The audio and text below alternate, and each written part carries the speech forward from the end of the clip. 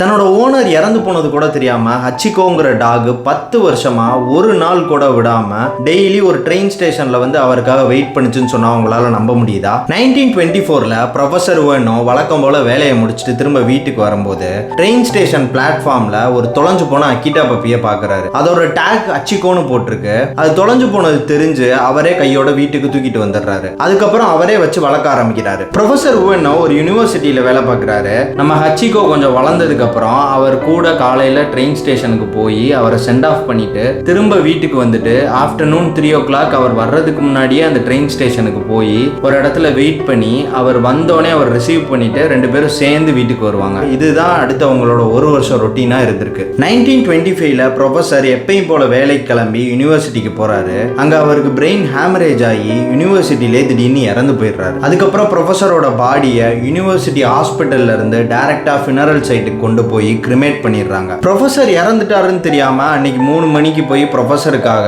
Train ஸ்டேஷன்ல wait பண்றான். ஆனா ப்ரொஃபசர் வரவே இல்லை. ஹச்சிகோ ப்ரொஃபசரோட பாடியையும் பார்க்கல, ஸ்மெல்லும் பண்ணல. அதனால ப்ரொஃபசர் இறந்ததே அவனுக்கு தெரியவே தெரியாது. அடுத்த நாளும் இதே மாதிரி 3 மணிக்கு போய் ட்ரெயின் ஸ்டேஷன்ல ப்ரொஃபசருக்காக வெயிட் பண்றான். மறுபடியும் ப்ரொஃபசர் வரவே இல்லை. இதை இவன் டெய்லி பண்ண ஆரம்பிக்கிறான். ஃபர்ஸ்ட் அங்க இருந்தவங்களுக்கு யாருக்குமே புரியல ஹச்சிகோ ஏன் வந்து டெய்லி அங்க வெயிட் பண்றான்னு. அதுக்கப்புறம் தான் லேட்டரா ரியலைஸ் பண்றாங்க அவன் ப்ரொஃபசருக்காக தான் அங்க வந்து டெய்லி வெயிட் பண்றாங்க. இப்படியே கொஞ்சம் கொஞ்சமா ஹச்சிகோவோட ஸ்டோரி ஜப்பான் ஃபுல்லா ஸ்ப்ரெட் ஆக ஆரம்பிக்குது. 1934ல ஜாப்பனீஸ் கவர்மெண்ட் இதை ரெகக்னைஸ் பண்ணி ஹச்சிகோ மாதிரியே ஒரு பிரான்ஸ் ஸ்டாச்சுவை டெய்லி அவன் வெயிட் பண்ற இடத்துல ஓபன் பண்ணி வைக்கிறாங்க. என்னதான் ஹச்சிகோக்கு வயசானாலும் நடக்கவே முடியலைனாலும் டெய்லி 3 மணிக்கு ட்ரெயின் ஸ்டேஷனுக்கு வந்து ப்ரொஃபசருக்காக வெயிட் பண்றது மட்டும் அவன் மாத்தவே இல்லை. கிட்டத்தட்ட 9 வருஷம் 9 மாசம் 15 நாள் ஒரு நாள் கூட விடாம ப்ரொஃபசருக்காக வெயிட் பண்ணியிருக்கான். மார்ச் 8, 1935 அன்னைக்கு ஹச்சிகோ வயசாகி இறந்து போயிடுறான். ஒரு வழியா 10 வருஷம் கழிச்சு ப்ரொஃபசர் கூட ரீயூனைட் ஆகுறான். இந்த ஸ்டோரி கேட்டுட்டு